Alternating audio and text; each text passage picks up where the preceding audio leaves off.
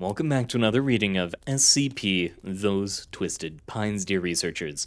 Today we're going to be continuing with the second part of When Parallel Lines Diverge. Now without further ado, let's begin. March 4th, 2004. Agent Grimmer sat alone with a paperback novel in a small coffee shop in northwest Portland. She had taken the afternoon to catch up on some light reading. As she paused to take a sip of coffee from an oversized mug, she noticed a tan-skinned woman with short dark hair approach and gesture to the seat next to her at the table. "Is that seat taken?" The woman asked. Grimmer raised an eyebrow and looked around. Aside from the barista and an elderly gentleman reading a newspaper across the room, all the other chairs were available. "Do I know you?" Grimmer asked. "I doubt it," The woman replied and slid Grimmer a white business card. "But I know you, Agent Grimmer. I'm Agent Marin. Let's just say we're in a similar line of work." The familiar symbol of a circle with 3 inward-pointing arrows dominated the card. Grimmer sighed and put her book down. Reaching for her bag, she pulled out a notepad and paper. "All right," Grimmer said. "What doodad can you guys not be bothered to pick up yourselves?" Marin chuckled and shook her head. "This isn't that kind of meeting," she replied and took a seat. "A mutual acquaintance of ours informed me how torn up you were about the Becker case. I and a superior of mine looked into the records the UIU provided on the investigation. We felt you had at least earned the privilege of knowing why we needed her so badly." Grimmer gestured for Marin to continue. "As you probably figured out when you grabbed her, Becca was quite skilled at combining magic and weapons into fairly simple packages. Let's just say that she had quite a few of her previous products make it into the hands of, well, I'll call them a terrorist group. I think you can imagine the kind of damage that people could do with the ability to shoot lightning, or liquefy bones, or remove all the oxygen from concrete. We need her so we could design countermeasures." "I'd say you guys made off like bandits in that exchange," Grimmer replied. "Appreciate the attitude." Marin rolled her eyes. "Before you consider this a loss, just know that in return we handed off a half-dozen persons of interest your unit had been looking for." "How generous," Grimmer then shrugged. "Why are you telling me all of this, assuming it's even true?" "Flip the card over." Grimmer did as she was told and frowned. Where there had once been blank cardstock, now a phone number had appeared. "You do good work, Grimmer." Marin gave a small smile as she spoke. "And if you stick with the UIU, I have no doubt you will continue to do good work. But I know you. Hell, at one point in time, I was you. You want to make a difference. Instead of putting out fires with a water pistol, you want to grab the hose. That's why you felt so burned after we took Becca. You felt you really made a difference this time?" "Who the hell do you think you are?" Grimmer snapped. "You don't know a damn thing about me, or how I think." "I'm not so sure about that," Marin shrugged. "Listen, just think about it. If you're interested, call the number. You'll still have several points of return beyond that, so it's not like it's binding or anything. Otherwise, ignore the card for 3 days. You'll forget this exchange happened." Marin stood and gave Grimmer a friendly nod. "I hope to see you around in the future." "You know, soliciting a federal agent is a crime, right?" Grimmer asked, her finger tapping on the card. "Is it?" Marin chuckled. "What can I say? Sometimes you have to break a couple eggs if you're making an illegal international conspiracy omelet." Grimmer watched Marin exit the coffee shop and sank back into her chair. She tapped on the business card a few times more. then sighed and placed it in her pocket. November 4th, 1994. You sliced his fingers off. He was pointing a gun at me, Florence said. I don't have time for for not slicing off his fingers. It was Friday night, and they were sitting in Cartal's living room. Florence had been in a foul mood ever since that failed sting operation, and Cartal, after arranging for a babysitter for Robin and aiding some spirits that would have been illegal anywhere that weren't three Portlands, had finally managed to get her to vent about it. Florence talked more when she was drunk, drank more as she got angry, and got angrier the more she talked about the Foundation. She was now on her third glass of the spirit liquor, and it was starting to show. Cartel nodded. Since when have you ever been subtle? Do I look like Gandalf to you? Cartel took a careful sip of her drink and winced as she heard the screaming of the fermented souls that had been used to make it. She was still on her first glass. You look like somebody who should be trying to avoid attracting the Foundation's attention. Florence waved a hand dismissively. They're not looking for me. They think I'm dead, drowned in a lake. And we have to keep it that way. If you start incinerating their task forces, they're gonna figure out who you are pretty quick. It's not like there are that many wizards of your caliber running around. Florence downed the rest of her glass like an overly large shot. So what? What are they going to do? Assist? Assassinate me? This is Portland's. Portland's, 3 of them. A ghost drifted out of her mouth as she hiccuped. Cartal frowned and gently pried the glass out of Florence's hand. I think that's enough for you. Fine, it's haunted anyways. Florence frowned, then muttered something in Latin. It took her a few tries to get the words right. Once she did, she started sneezing repeatedly. More ghosts drifted away. Damn it, V, did you spike my drink with ghosts? No, it came like that. Did you just magic yourself sober? Florence shook her head.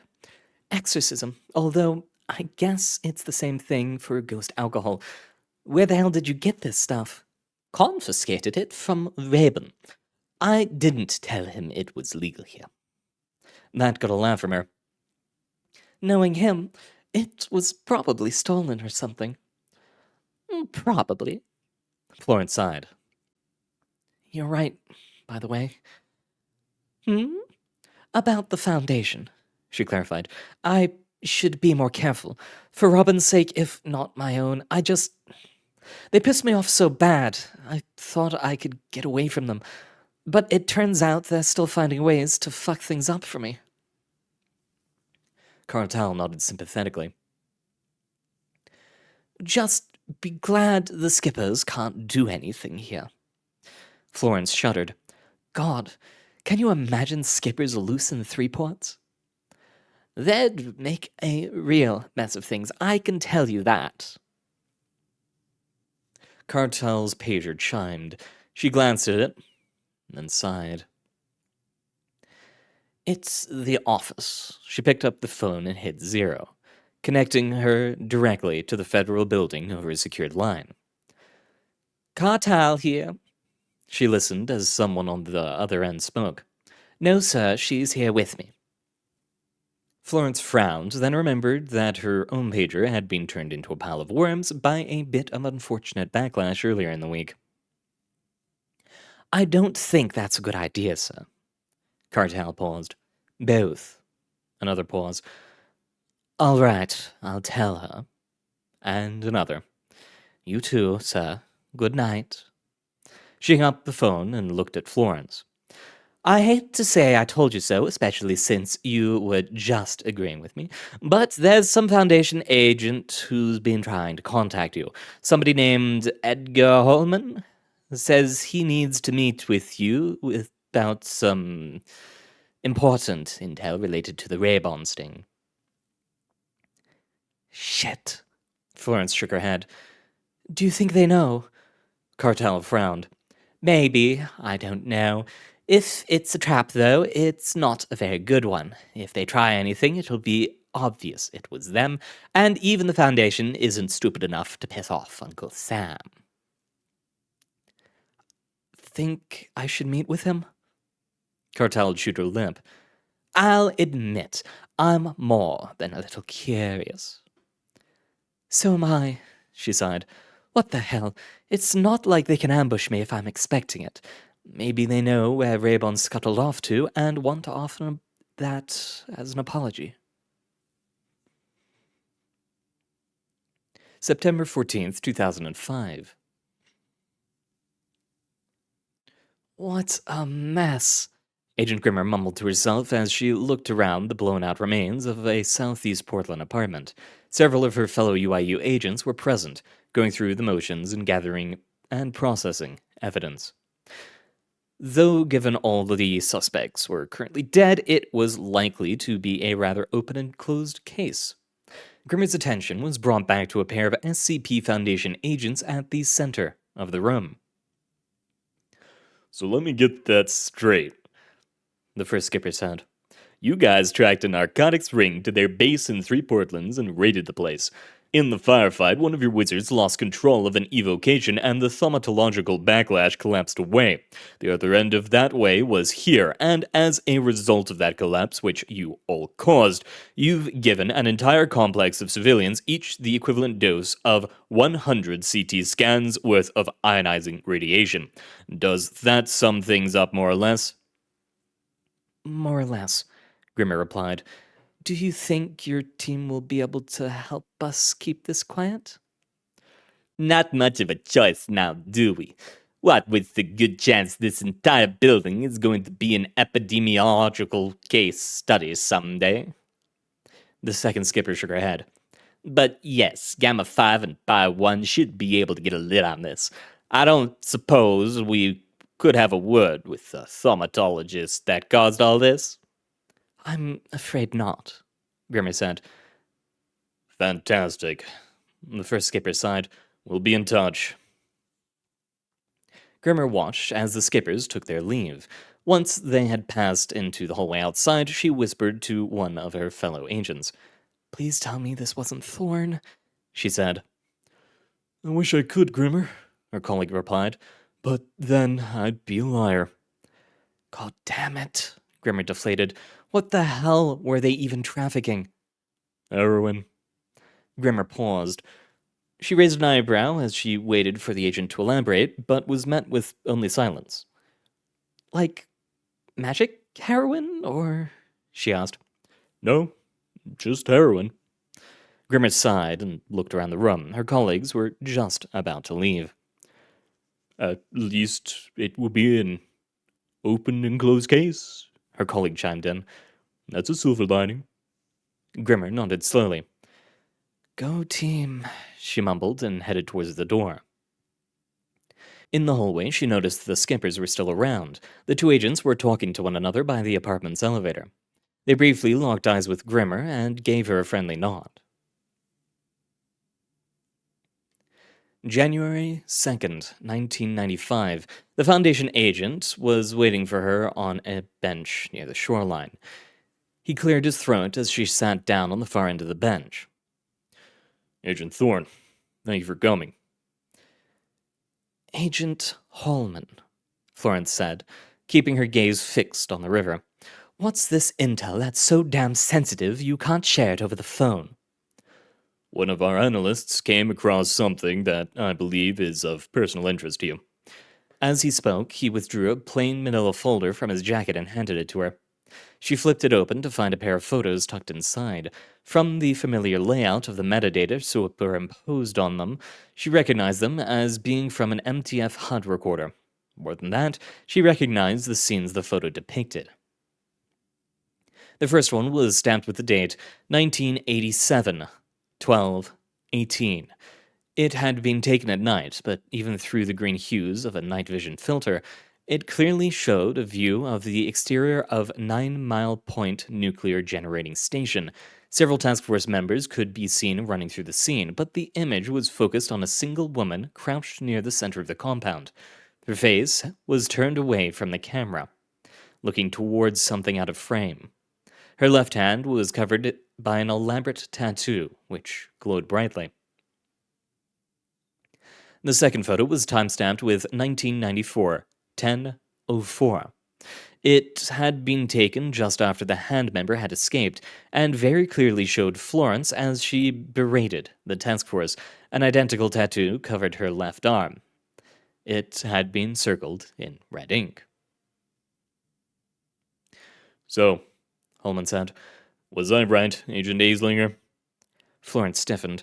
You should know that you aren't going to take me without a fight. Regardless, it's just us. I came here to talk. Talk or threaten? Talk, he repeated. Gorwin wanted to do it, but I convinced him that you might react negatively if you saw him. Does burning him to a crisp count as negative? She shook her hand. Should have known the old bastard wouldn't have gone down with Delta 3. Holman smiled grimly. He got himself a lateral promotion to 64. Left Westbrook out to... Don't. One of the corners of the folder had started to smoke, and her tattoo was giving off a very faint glow. Don't talk about him. All right. He waited for the folder to stop smoking before speaking again. Gorwin wanted me to tell you that it's over. As far as the Foundation is concerned, Florence Aislinger died in Lake Superior. Let me guess. Did he also say something like, it would be really unfortunate if that turned out not to be true? I don't mess with you, and you won't mess with me? He nodded. Something like that. Too little too late. She snapped the folder shut and tossed it towards the river like a frisbee. It burst into flame in mid-flight, and by the time it hit the water, it was already ashes. The Foundation spent most of my adult life messing with me in the most fucked up ways imaginable. You don't get to offer a truce now. You're right, of course, he said slowly. What was done to you was unacceptable. It was an appalling lapse in our institutional ethics, and it went against everything the Foundation stands for. Florence stood up and turned to face him. Don't you even dare try to apologize. Not if you value your life, Edgar Holman. Delta 3 is exactly what the Foundation stands for, and it represents everything wrong with your entire fascist conspiracy. Agent Aislinger. Florence Aislinger is dead. You said it yourself. She took a step closer and lowered her voice. You want a truce, Skipper? Stay the hell away from me, and we won't have any problems. Get in my way, and you won't have any more problems. Ever. Those are my terms. Take 'em or leave 'em. She turned and stalked off. Holman watched her go until she disappeared into a way behind a nearby tree. He turned back to look at the Willamette River. We really did a number on her, didn't we? The river didn't respond. It wasn't one of the guilty parties. October 20th, 2005. What are you thinking, Sasha? Agent Grimmer sighed. She sat by herself within her small studio apartment. On the kitchen table was the card Agent Marin had given her. Grimmer imagined the table's leg bowing under its weight.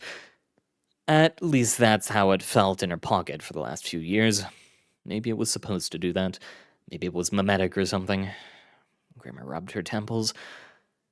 You want to make a difference. Instead of putting out fires with a water pistol, you want to grab the hose. Grimmer closed her eyes and shook her head. Get out of my thoughts, Skipper, Grimmer mumbled. She looked at the card again, her fingers tapping rapidly on the tabletop. Eventually, she grabbed her cell phone. Fuck it. After 3 rings passed, a man's voice came from the other end. Glad you decided to give us a call, Agent Grimmer, he said. You knew my number already? Grimmer asked. That's not foreboding at all.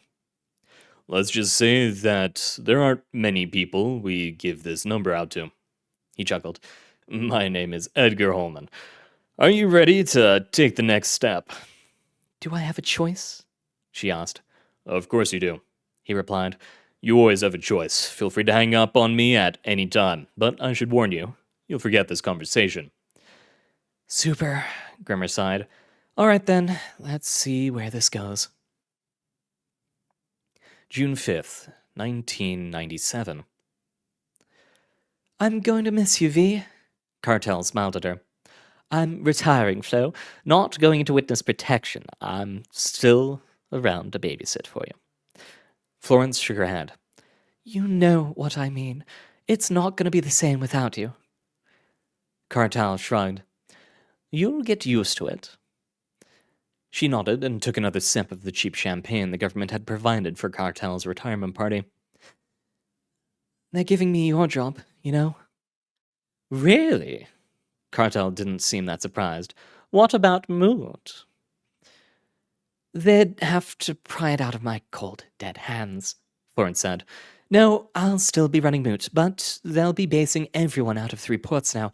More recruiting opportunities here and more ways to use. I want to try and get the team to a strength where they can take on one of those walking tanks the Coalition has. Cartel whistled. That's not a fight I'd like to be anywhere near. Yeah, well, it's not a fight I expect we'll ever have, but there are other things just as nasty as a UHEC and not nearly as friendly. Cartel was silent for a minute. You can't win a war against the Foundation. I know that. She drained the rest of the champagne from the glass. But I want them to think we can. Make them think twice when they're considering messing with us. I'd tell you to be careful, but I know you won't listen, Cartel said. Just remember that being perceived as weak can have its own advantages. If you start using Moot for saber rattling, that might just bring more attention from the Foundation. Florence shrugged. I'm not afraid of them. Not anymore. I just hate them. Cartel laughed and shook her head. You know you're going to have to deal with them a lot more once you have my job. Yeah, she sucked in a breath. Not looking forward to that. Cartel put a hand on her shoulder. Don't let the skippers get you down, they're not worth it. January 18th, 2006. Sasha Grimmer hummed to herself as she cleaned out her desk at the 3 Portland's office. Her resignation had been tendered, and now it was time to close one chapter and head into the next. She wiped down the dust that remained, then placed the lid on top of a box of her personal effects and turned to leave. Standing in the doorway was Agent Florence Thorne. They got you, huh? Thorne asked. You're going to need to be more specific, Grimmer replied. Also nice to see you too. How's the other side? The skippers, Thorne clarified. They scooped you. Why else would a new agent tender her resignation, especially after the Beckett case? Is this the part where you say you're disappointed in me, Mom? Grimmer chided. My reasons for leaving are my own. This just wasn't working for me. Time to move on to something better. You won't, Thorne replied flatly. You haven't been assigned to anything in 3 ports yet, but if you had, you'd know what a horrible mistake you're making. I promise you they'll burn you out. Is that what happened to you? Grimmer asked. Thorne remained silent. Her and Grimmer locked eyes for several moments. It's your funeral, Thorne said and stepped to the side. Grimmer continued to take her exit. As she crossed the threshold, she looked back over her shoulder. See you around, Thorne. You too, Skipper. I'd wish you luck, but you're going to need a lot more than luck where you're going. And that's all the time we have for today, dear researchers. Thank you very much for coming. It has, of course, been an honor reading for you, and I hope you all have a good time out there. Make sure to compliment someone in passing today.